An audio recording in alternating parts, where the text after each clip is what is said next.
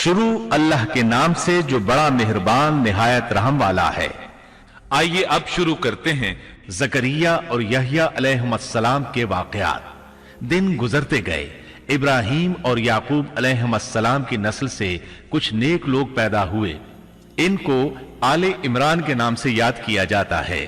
اللہ تعالیٰ سورہ آل عمران آیت 33 اور 34 میں فرماتے ہیں، اللہ نے آدم اور نوح اور خاندان ابراہیم اور خاندان عمران کو تمام جہان کے لوگوں میں سے منتخب فرمایا تھا۔ ان میں سے بعض کی اولاد تھے، اور اللہ سننے والا ہے، جاننے والا ہے۔ بے شک اللہ تعالیٰ نے تمام جہان کے لوگوں میں سے آدم کو اور نوح کو اور ابراہیم کے خاندان اور عمران کے خاندان کو چن لیا کہ یہ سب آپس میں ایک دوسرے کی نسل سے ہیں، اور اللہ تعالیٰ سنتا جانتا ہے۔ جس عمران کا ذکر قرآن مجید نے کیا ہے یہ داؤد علیہ السلام کی اولاد سے ہیں۔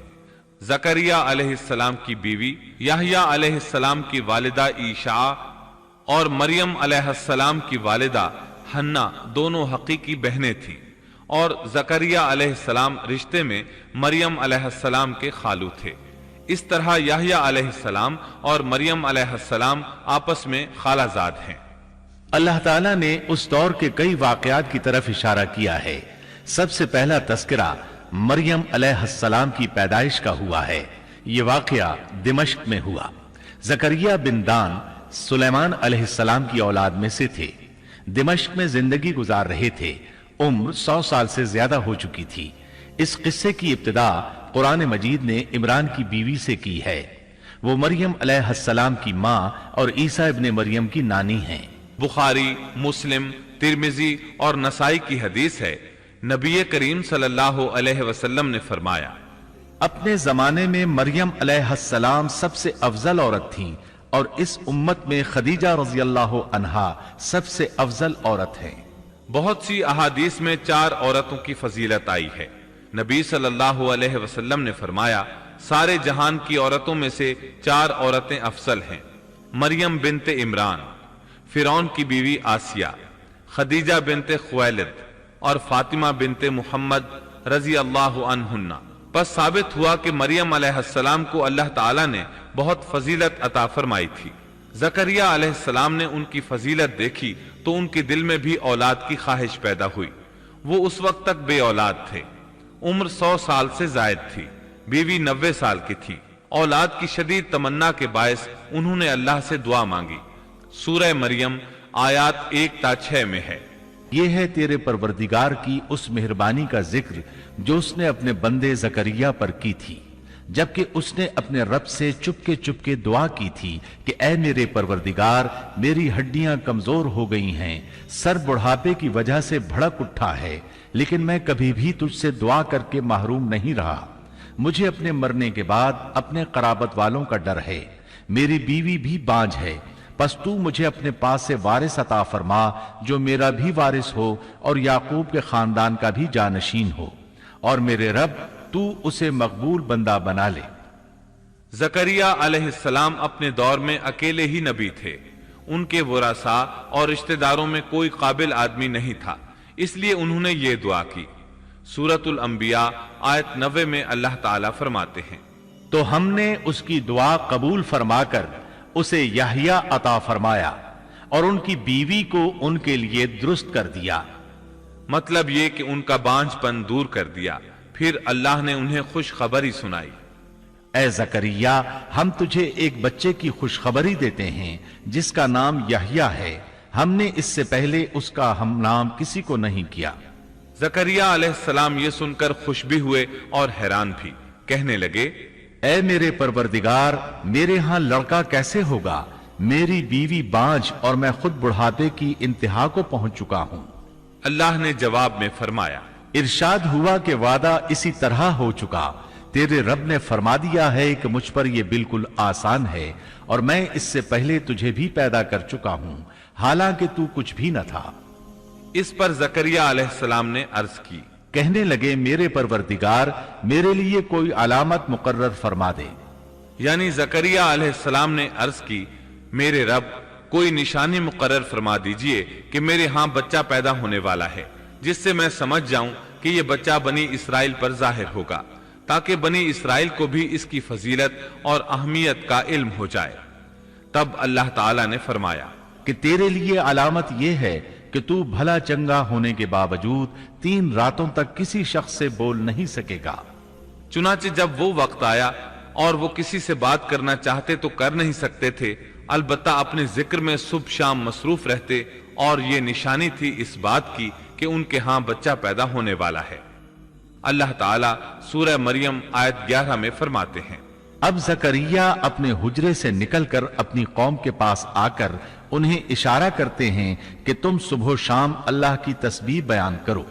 اللہ تعالیٰ سورہ آل عمران آیت 39 میں فرماتے ہیں، چنانچہ وہ ابھی عبادت گاہ میں کھڑے نماز ہی پڑھ رہے تھے کہ فرشتوں نے آواز دی کہ زکریا، اللہ تمہیں یحییٰ کی بشارت دیتا ہے، جو کلمت اللہ یعنی عیسیٰ کی تصدیق کریں گے اور سردار ہوں گے اور عورتوں سے رغبت نہ رکھنے والے اور ایک پیغمبر یعنی نیکوکاروں میں ہوں گے۔ بس فرشتوں نے اسے آواز دی جبکہ وہ حجرے میں کھڑے نماز پڑھ رہے تھے کہ اللہ تعالیٰ تجھے یحییٰ کی یقینی خوشخبری دیتا ہے، جو اللہ تعالیٰ کے کلمے کی تصدیق کرنے والا سردار، ضابط نفس اور نبی ہے نیک لوگوں میں سے۔ انسان کتنے ہی بلند و بالا مقام پر پہنچ جائے اور اللہ تعالیٰ کے ساتھ اسے زیادہ سے زیادہ قرب حاصل ہو جائے، تب بھی وہ اللہ کا بندہ ہی رہتا ہے، اور کسی بھی بلندی پر پہنچ کر وہ اللہ یا اللہ کا بیٹا نہیں ہو سکتا، اللہ کا شریک نہیں ہو سکتا۔ اللہ جل شانہ کی ذات پاک وحدہ لا شریک ہے اور باپ بیٹے کی نسبتوں سے پاک ہے، لہذا انسان کی سب سے بڑی گمراہی یہ ہے کہ وہ جب کسی برگزیدہ انسان سے ایسے امور صادر ہوتے دیکھتا ہے جو عقل میں نہیں آتے تو رعب یا عقیدت کی بنا پر پکار اٹھتا ہے کہ یہ ہستی تو خود اللہ ہے جو انسانی شکل میں آئی ہے، یا اس کا بیٹا ہے، یا اللہ تعالیٰ کی شریک ہے۔ وہ یہ نہیں سوچتا کہ بلا شبہ ان واقعات کا جاری ہونا اللہ کی طاقت کے ذریعے ہے، جو بطور نشان اس برگزیدہ انسان کے ہاتھوں جاری ہوئے۔ اس کے باوجود یہ نہ اللہ ہے نہ اللہ کا بیٹا، بلکہ اس کا ایک پسندیدہ بندہ ہے، اور یہ امور اللہ تعالیٰ کے خاص قوانین کے تحت صرف اس کی تائید اور اس کی صداقت کے لیے ظاہر ہوتے ہیں، ورنہ وہ بھی اللہ تعالیٰ کے آگے اسی طرح مجبور ہے جس طرح دوسری مخلوق۔ انہیں خوشخبری سنائی گئی کہ بہت جلد یحییٰ نامی لڑکا پیدا ہوگا، وہ عیسیٰ علیہ السلام کی تصدیق کرے گا۔ یہاں کلمت اللہ سے مراد عیسیٰ علیہ السلام ہیں۔ اس طرح زکریا علیہ السلام کے ہاں چاند جیسا بیٹا پیدا ہو گیا۔ یہ جو ہی بڑے ہوئے، ان کے پاس اللہ تعالیٰ کا پہلا حکم پہنچا، اے یحییٰ، میری کتاب کو مضبوطی سے تھام لے، اور ہم نے اسے لڑکپن ہی میں دانائی عطا فرما دی۔ اللہ تعالیٰ نے آپ کو 9 عمری ہی میں حکمت اور دانائی عطا فرما دی۔ تفاسیر میں ہے کہ بچوں نے یحییٰ علیہ السلام سے کہا، آؤ کھیلیں۔ انہوں نے کہا، ہم کھیل کود کے لیے پیدا نہیں کیے گئے، اور اس وقت ان کی عمر صرف 5 سال تھی۔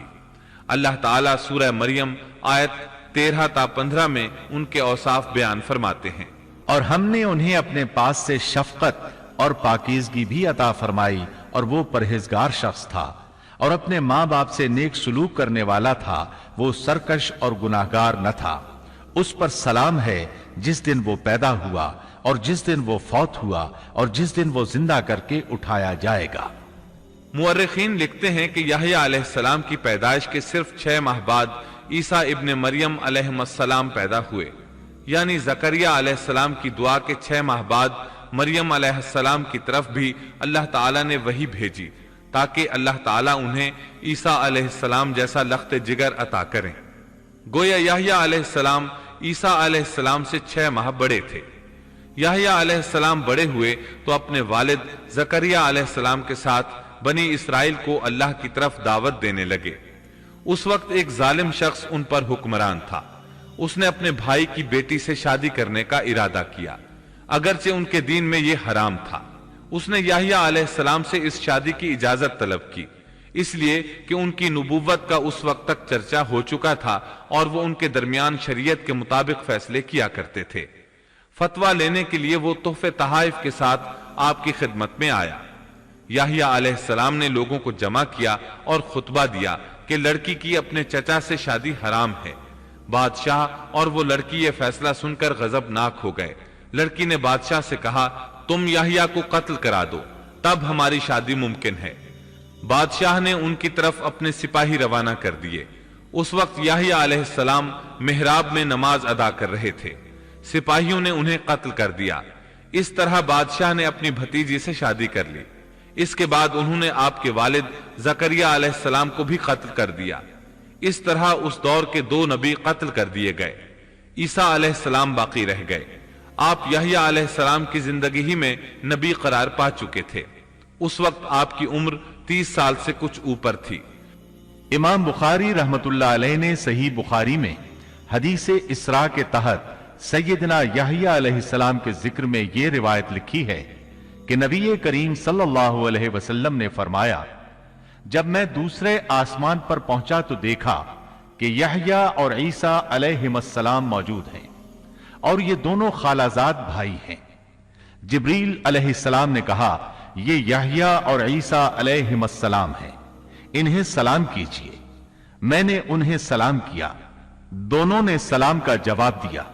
پھر دونوں نے کہا، آپ کا آنا مبارک ہو اے ہمارے نیک بھائی اور نیک نبی۔ سیدنا زکریا علیہ السلام کے تذکرے میں یہ آ چکا ہے کہ یحییٰ علیہ السلام کی والدہ اور مریم علیہ السلام کی والدہ حقیقی بہنیں تھیں۔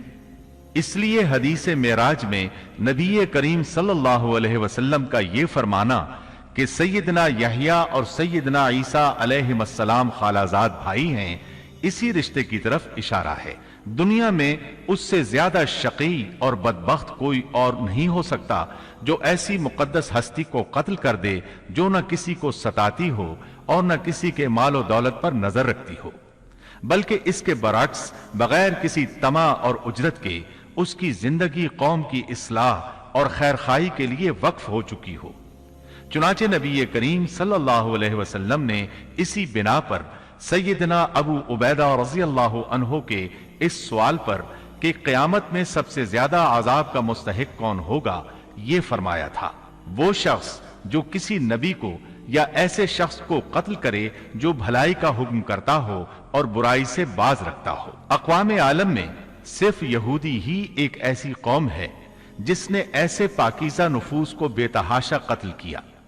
اللہ رب العزت سورہ بقرہ آیت 61 میں فرماتا ہے، اور وہ نبیوں کو ناحق قتل کرتے تھے۔ انسان کو اللہ کے فضل و کرم سے کسی بھی وقت اور کسی بھی حالت میں نا امید نہیں ہونا چاہیے، مایوسی کو پاس نہیں آنے دینا چاہیے۔ کبھی ایسا بھی ہوتا ہے کہ انسان پورے خلوص اور پوری دل جمعی کے ساتھ دعائیں کرتا ہے اور مسلسل کرتا رہتا ہے، لیکن اس کے باوجود بھی مقصد حاصل نہیں ہوتا۔ لیکن اس کا یہ مطلب ہرگز نہیں کہ اللہ دعائیں سن نہیں رہا یا قبول نہیں کر رہا۔ اس قسم کی مایوسی اور خیالات کو کفر قرار دیا گیا ہے۔ اللہ تعالیٰ نے گزشتہ قوموں کے سنگین حالات بیان کیے ہیں۔ ان قوموں کی جان و مال میں ایسے حادثات اور پے در پے ایسی مصیبتیں پیش آئیں کہ اہل ایمان اور ان کے نبی پکار اٹھے، اللہ کی مدد کب آئے گی؟ ایسی سخت گھڑیاں خوشیوں کا پیش خیمہ ہوا کرتی ہیں اور مصیبتوں کا دور ختم ہو جاتا ہے۔ جو لوگ اللہ کی قضاء و قدر پر بھروسہ رکھتے ہیں وہ ایسے لمحات میں مصیبتوں کی دلدل سے نکل جاتے ہیں اور انہیں اللہ تعالیٰ کی طرف سے ایک نئی زندگی عطا کی جاتی ہے۔ سیدنا زکریا علیہ السلام زندگی بھر نبوت کے وارث کے لیے بے چین رہے، لیکن اللہ تعالیٰ سے یہی حسن ظن رکھا کہ اے پروردگار، میں آپ سے مانگ کر کبھی بے مراد نہیں رہا۔ سیدنا زکریا علیہ السلام کی عمر کی آخری منزل آ چکی تھی اور آپ کی بیوی صاحبہ بانجھ تھی، ساری زندگی گود اولاد سے خالی رہی تھی۔ لیکن مریم علیہ السلام کے حجرے میں کرامت کا ظہور دیکھ کر آپ کا ذہن اچانک اس طرف منتقل ہوا کہ جو اللہ تعالیٰ اس بات پر قادر ہے کہ ظاہری اسباب کے بغیر ہر روز تر و تازہ پھل حجرے میں پہنچا سکتا ہے، وہ یقیناً اس پر بھی قادر ہے کہ میری اس آخری عمر میں مجھے اولاد کی نعمت عطا کر دے۔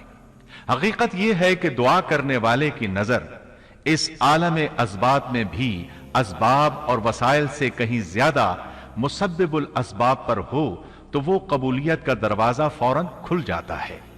سیدنا زکریا علیہ السلام کو دوسرے ہی لمحے ایک عظیم فرزند کی بشارت دے دی گئی۔ اولاد کی خواہش ایک فطری خواہش ہے، اور یہ خواہش قناعت اور زہد کے خلاف بھی قطعاً نہیں۔ قرآن کریم نے انبیاء کی زبان سے اس قسم کی دعائیں اور پکار ذکر کر کے یہ حقیقت واضح کر دی کہ انبیاء اور رسل جو زہد اور قناعت کے مینار ہوتے ہیں اس دواجی زندگی سے بری نہیں ہیں۔ اسلام میں اولاد کی خواہش کو فطری خواہش قرار دیا گیا ہے، تاہم یہ نکتہ بھی ذہن میں رہنا چاہیے کہ سیدنا زکریا علیہ السلام صرف اولاد ہی نہیں چاہتے تھے، صالح اولاد چاہتے تھے تاکہ وہ ان کے بعد دعوت کا کام جاری رکھے۔ اس لیے آپ نے اپنی دعاؤں کو پاکیزہ اور نیک اولاد کے الفاظ کے ساتھ خاص کیا۔ سورہ آل عمران آیت 38 میں ہے، اسی جگہ زکریا علیہ السلام نے اپنے پروردگار سے دعا کی، کہا کہ اے میرے پروردگار مجھے اپنے پاس سے پاکیزہ اولاد عطا فرما، بے شک تو دعا کا سننے والا ہے۔